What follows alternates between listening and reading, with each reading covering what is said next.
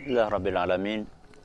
Wassalatu wassalamu ala nabiyyina Muhammadin wa ala alihi wa sahbihi ajma'in. Amma ba'd. Anda punya anak?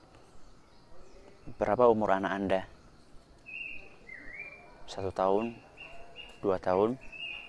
3 tahun? Anak Anda sedang berlatih untuk berjalan? Bagaimana ketika dia sedang berlatih untuk berjalan? Apakah dia sering terjatuh? Oh, tentu saja. Namanya orang berlatih berjalan, dia pasti sering untuk jatuh. Ketika dia lagi jatuh, tersandung kursi misalnya, apa yang Anda lakukan saat itu? Ketika dia menangis dan tidak henti-henti tangisnya. Kebanyakan orang atau orang tua akan mengatakan kepada anaknya, cup, jangan nangis. Mana yang nakal? Ini ya yang nakal ya, kursinya ya. Dipukul kursi itu, blok. Ini ya nakal kursinya, nakal kursinya. Dipukul-pukul kursinya itu, sampai kemudian si anak diam, dan selesailah episode kehidupan tersebut. Sadarkah kita bahwa apa yang kita lakukan tadi atau apa yang kita lakukan terhadap si kursi itu ternyata tidak tepat? Itu kan sudah lazim, Ustaz, biasa. Dari dulu mbah-mbah kita juga seperti itu. Saya katakan, coba kita berpikir sejenak. Apa sih salahnya si kursi itu? Apakah dia itu punya akal? Kok sampai dia itu dipukuli seperti itu? Apa kita tidak menzalimi kursi tersebut? Kemudian, pernahkah kita berpikir apa dampak dari praktek tersebut ketika kita memukuli kursi yang tidak bersalah itu? Tentunya ada dampaknya. Apa kira-kira dampaknya? Banyak. Dampak buruk yang akan ditimbulkan dari perilaku yang tidak benar tersebut banyak.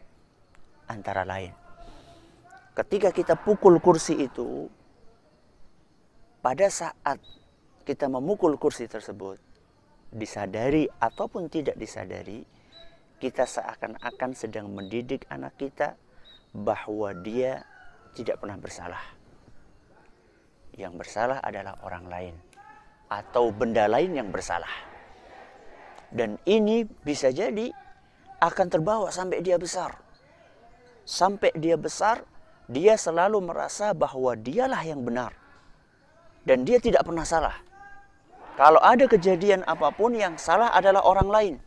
Sehingga yang harus ditegur adalah orang lain dan bukan dia. Orang tua baru sadar perilaku buruk anaknya ketika anaknya itu dia mulai melawan kepada orang tuanya.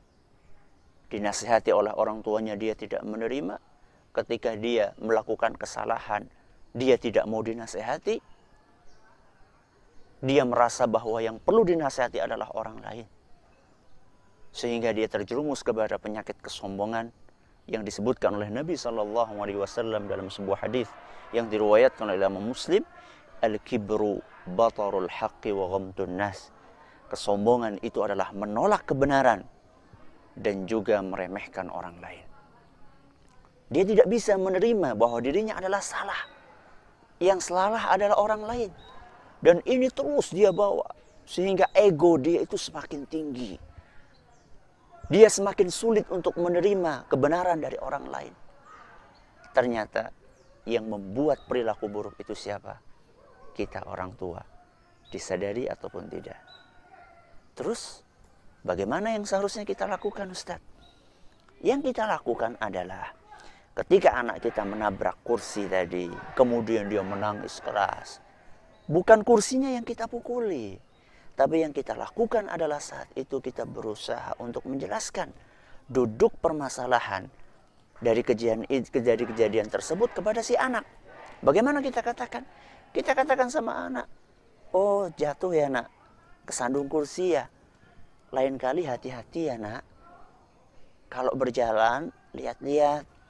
jangan tergesa-gesa berjalannya. Ya. Jadi secara tidak langsung kita sedang mengajarkan kepada anak kita bahwa kita perlu mengambil pengalaman. Ya. Kita perlu mengambil pelajaran dari pengalaman pahit yang kita lakukan atau yang kita jalani. Ketika kita ingatkan anak kita seperti itu, secara tidak langsung kita sudah mengambil dua pelajaran. Yang pertama, atau memberikan dua pelajaran.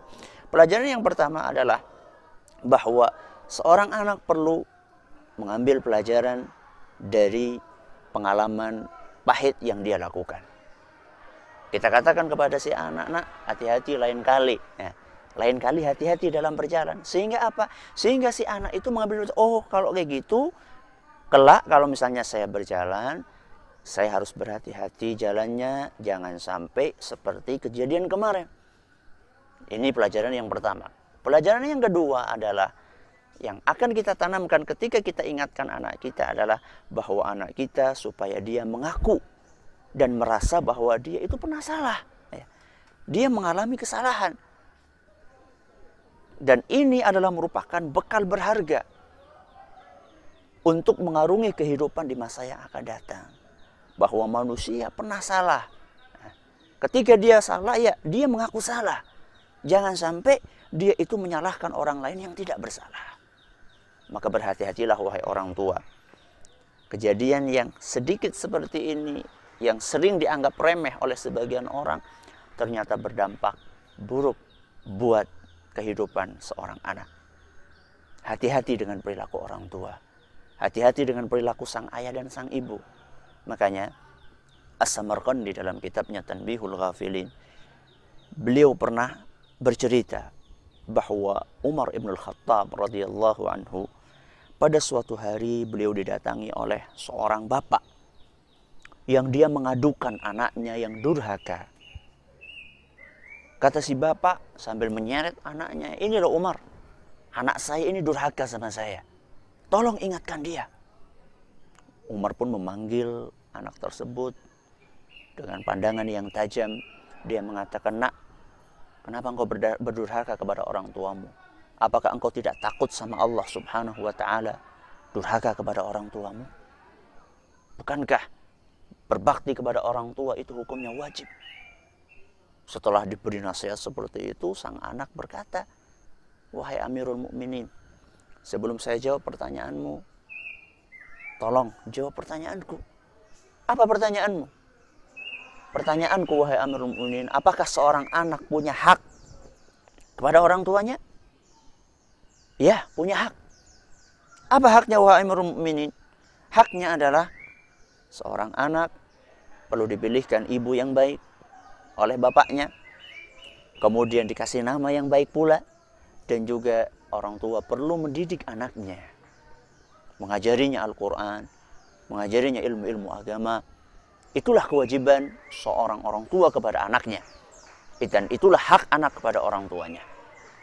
Ketika mendengarkan perkataan tersebut, maka sang anak pun menjawab dengan tegas, wahai Amirul Mukminin, orang tua saya sama sekali tidak memenuhi haknya atau tidak memenuhi kewajibannya, dan saya tidak pernah mendapatkan hak-hak tersebut dari bapak saya. Saya dipilihkan ibu yang tidak baik, kemudian juga bapak saya memberi nama saya dengan nama yang jelek. Lalu yang terakhir, bapak saya tidak pernah ngajarin saya, nggak pernah mengajarkan Al-Quran kepada saya. Ketika mendengarkan apa yang disampaikan oleh si anak, maka Amirul Mukminin Umar ibn al-Khattab memandang tajam sang bapak dan mengatakan, enyahlah engkau dari mukaku, karena sesungguhnya engkau telah durhaka kepada anakmu sebelum anakmu durhaka kepada dirimu. Jadi ternyata bapak-bapak, ibu-ibu, dan juga para orang tua dimanapun Anda berada, perilaku kita sangat berpengaruh kepada pendidikan anak kita. Maka jangan sampai kita merusak buah hati kita, dan semoga kita bukan termasuk golongan tersebut. Seandainya kita ternyata masih seperti itu, mari kita perbaiki diri kita sehingga anak-anak kita menjadi anak-anak yang saleh, salehah, menjadi qurratu a'yun kita semua. Rabbana hablana min azwajina wa dzurriyyatina qurrata a'yun. Wahai Rabbi, Jadikanlah pasangan dan keturunan kami sebagai orang-orang yang menyejukkan pandangan mata. Allahumma amin. Wallahu ta'ala a'la wa a'lam. Wa sallallahu ala nabiyyina Muhammadin wa ala alihi wa sahbihi ajma'in. Walhamdulillahi rabbil alamin.